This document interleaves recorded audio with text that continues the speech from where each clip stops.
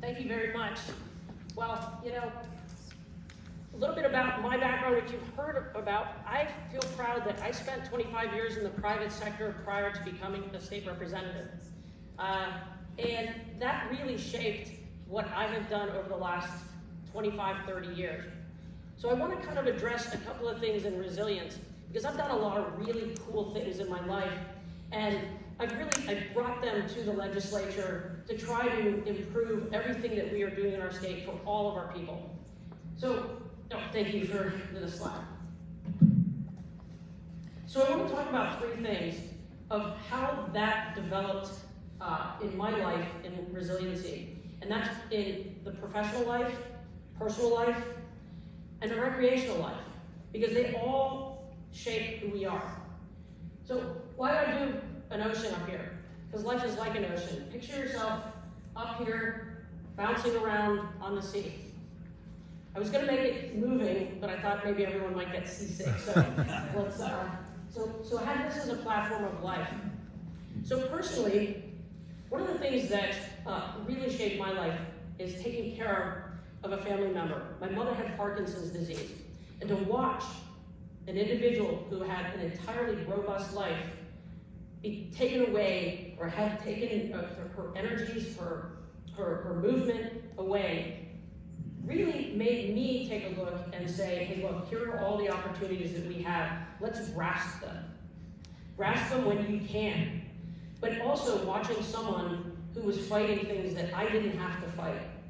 And that gives us the resilience to look at what everybody else is, can be doing and seize that opportunity.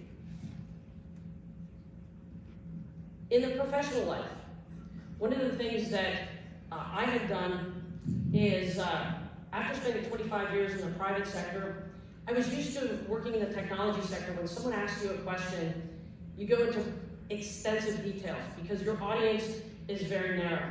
But when you run for office, the audience is a lot broader.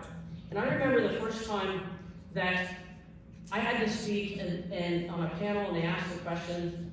And by the way, running for office, jumping in and running for office, a lot of people said, wait, why are you doing that after 25 years of spending in the private sector? Well, sometimes you just do things that challenge you. But also, there were problems that I wanted to solve. So I'm standing on stage, and I got asked a question, and it was a complex question. And I froze. And I said, well, I can't answer this in 30 seconds. And I'm looking at the audience, and the audience looks at me, oh no, like, what are you gonna say? And now time's ticking away. And I answered it, I had 20 seconds left, 10 seconds left, and I didn't answer the question, I could kick myself. Well, afterwards, we're talking about failure, and I felt that I was an absolute failure in answering that question.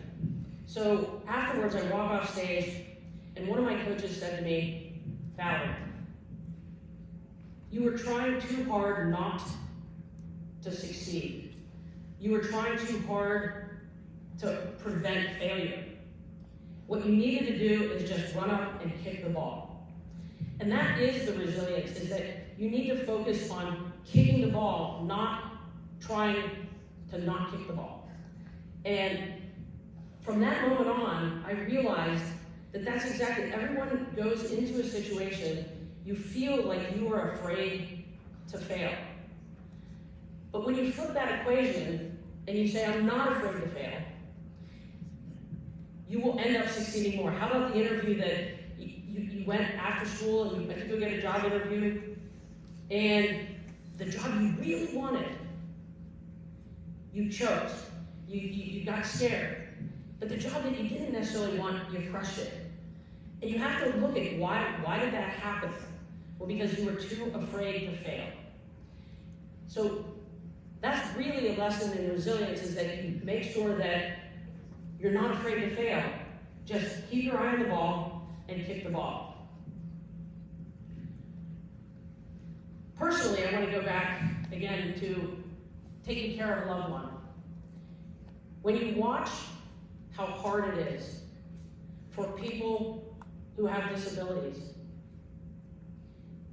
it gives you that inner strength to say, you want to help, you want to make a difference. And I get choked up because it really was the challenge within oneself to say, look, there's going to be opportunities.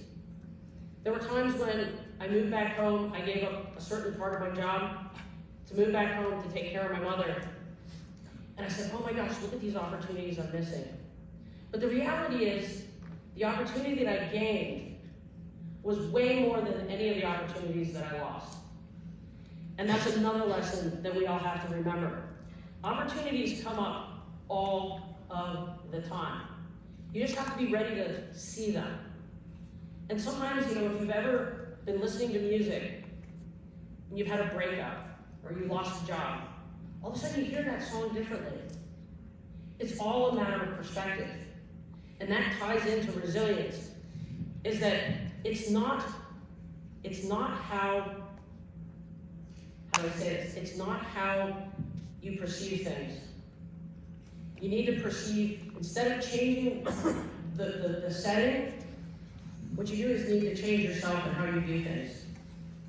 And that brings a whole new perspective of going into success. The third area is recreational. And this is why I want to also bring up, keep in mind, put yourself as a bouncing ball. It's not too late to take up any career. It's not too late to take up any new sport. At age 45, I picked up snowboarding after skiing for years. People say, are you crazy? Yeah, well, maybe. So never worry about failing, because then that is part of your resilience. Recreationally, I'm an avid sailor. You're on a big ocean. You can't change the way storms come in. You can't change the way the wind comes in, but you can change your sails. That is true resilience. So when you're talking about resilience, it's all how you create this alternate reality of how you address things. Don't think of it of how you're not going to succeed. Don't think of it and worry about how you're going to fail. Just focus on kicking the ball. So when we talk about resilience, what is resilience? Resilience is changing the way you perceive the world. Being a problem solver. Never worrying about failing. And what I always say is that when you are out there and you are talking and you are seeing all the individuals that have challenges in life, life never stops teaching, and that's why you cannot stop learning. I am State Representative Valerie Davis, and I approve that message.